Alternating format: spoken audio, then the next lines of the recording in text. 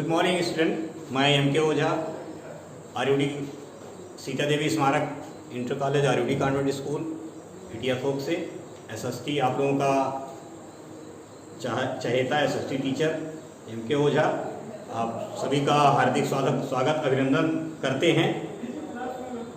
जैसा कि आप लोग जानते हैं कि क्लास 9th का अभी तक एसएसटी का कोई भी वीडियो आपको नहीं मिल पाया है, तो उसी के इंट्रोडक्शन में आज हम चाहते हैं कि कुछ आपको अवेयर कर दें क्या क्या चीज़ें पढ़ना है, कहाँ से स्टार्ट करना है और कौन सी ऐसी चीज़ें हैं कि जिसको आपको अवॉइड करना है। क्योंकि फैक्चुअल डाटा तो हर कोई पढ़ाता है, फैक्चुअल हर कोई पढ़ाता है, लेकिन डिस्क्रिप्टिव जब बात आती है, क्योंकि एसएसटी एक ऐसा चैप्टर है जिसमें हर बच्चे को लिखना जरूर पड़ता है।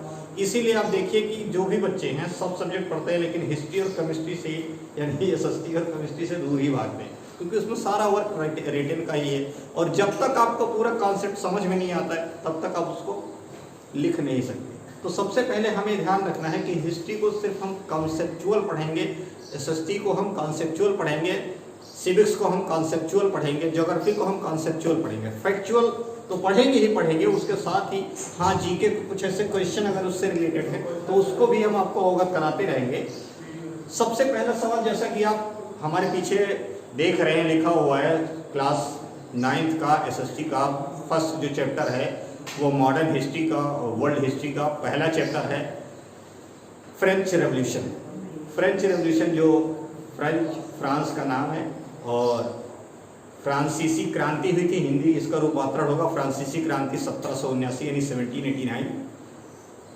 ये इस रेवोल्यूशन का क्या इंपॉर्टेंस है, क्यों हम फ्रांस की हिस्ट्री को हम क्यों पढ़ रहे हैं, इंडिया वाले क्यों पढ़ रहे हैं, और इसको हम समझाने से पहले हम चाहते हैं कि इसको तो क्लास में नेक्स्ट क्लास में समझाएंगे, लेकिन आज हमारा जो मेन टॉपिक है कि ऐसे सब्जेक्ट जो इतने बोरिंग हैं, जो इतने अजीब लगते हैं, जो सुबह पढ़ो और शाम को गायब हो जाते हैं, एक दिन पढ़ो 3 दिन बाद पता चलता है मालूम ही नहीं कि पढ़ा था या नहीं पढ़ा था, स्टडी किया था नहीं किया था, क्या ऐसा डाटा था जो हम भूल गए आज की डेट में।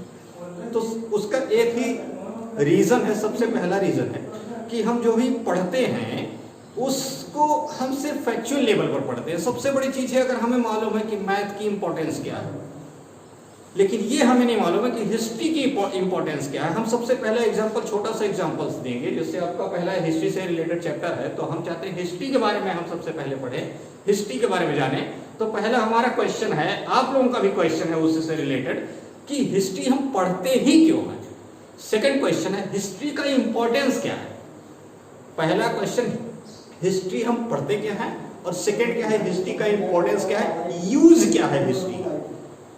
मैं मानता हूं हिस्ट्री एक प्रैक्टिकल सब्जेक्ट नहीं है, लेकिन फिर भी आज की डेट में एक एग्जांपल दूंगा जो अभी हाल ही में कोरोना वायरस से चल रहा है, कि देखिए जब भी कोरोना वायरस अपीयर हुआ इंडिया में या वर्ल्ड में अपीयर हुआ, तो वर्ल्ड लेवल के जितने भी यूट्यूब पे बनाने वाले वीडियो थे, जितने भी टीचर्स थे, उन्होंने सबसे पहले वायरस के बैक में जाना शुरू किया। कौन कौन सी ऐसी डिजीज थी, कौन कौन सी महामारी थी जिनके ऊपर उन्होंने स्टडी किया। जैसे आप एग्जाम्पल में देख सकते हैं 1920 में, 1820 में, 1720 में, ये ऐसे महामारी आई जिन्होंने काफ़ी ज़्यादा धरती के ऊपर मानव का नुकसान किया। अब आप बताइए, कोरोना आज की डेट में है, लेकिन हम लास्ट वाली चीज़ें क्यों पढ़ते हैं।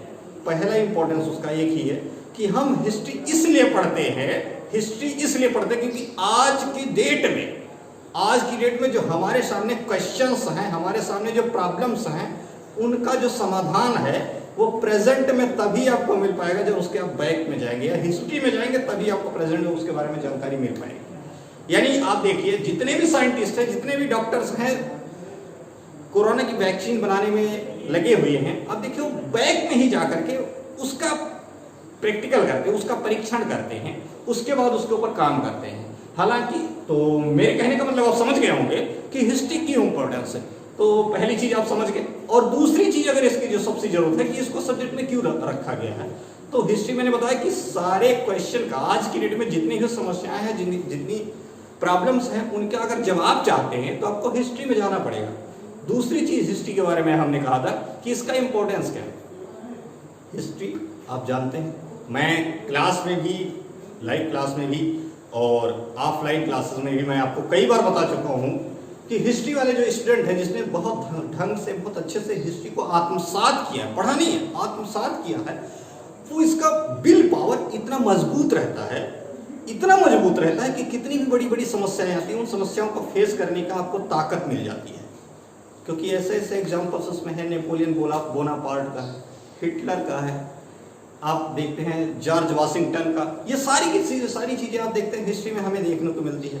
आज हम सबसे पहले चीज़ें आपको एक क्वेश्चन का जवाब देंगे, समझाएंगे, उसके बाद अगला वीडियो स्टार्ट करेंगे यहीं से।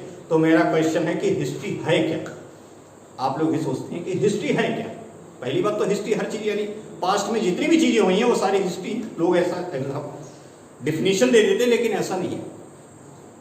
हिस्ट्री वही चीजें, वही घटनाएं हिस्ट्री में हम शामिल करते हैं जिनके होने से समय में, मानव जाति में, कुछ संस्था में, समाज में, संस्कृति में कुछ परिवर्तन आ जाते हैं, उसी को हम हिस्ट्री मान लेते हैं, वो हिस्ट्री होती है। फॉर एग्जाम्पल, स्कूल में इतने सारे बच्चे पढ़ते हैं, तकरीबन हर स्कूल में बहुत अच्छे अच्छे बच्चे पढ़ते हैं, लेकिन किसी बच्चे ने एक ऐसा प्रोजेक्ट बनाया जो आज तक किसी ने नहीं बनाया।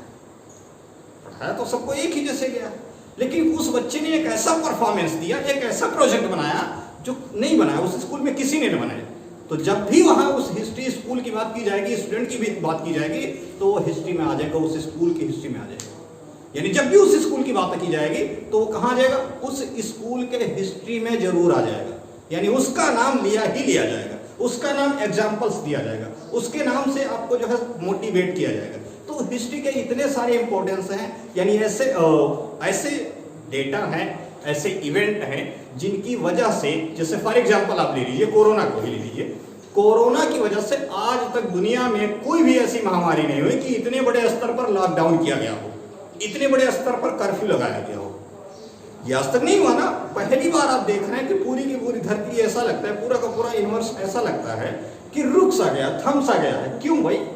अभी तक नहीं हुआ ना। तो आज की डेट में, आने वाले समय में जितनी भी पीढ़ियां, जितनी भी जनरेशन है, वो जब भी इसका स्टडी करेंगे तो ये जरूर कहा जाएगा कि कोरोना की वजह से एक ऐसा डे था, एक ऐसा टाइम पीरियड था, एक ऐसा ईयर था 2020 कि जिसमें पूरा का पूरा वर्ल्ड बिल्कुल थम सा गया था, रुक सा गया था। नेचर ने सबको बताया कि हम हैं क्या।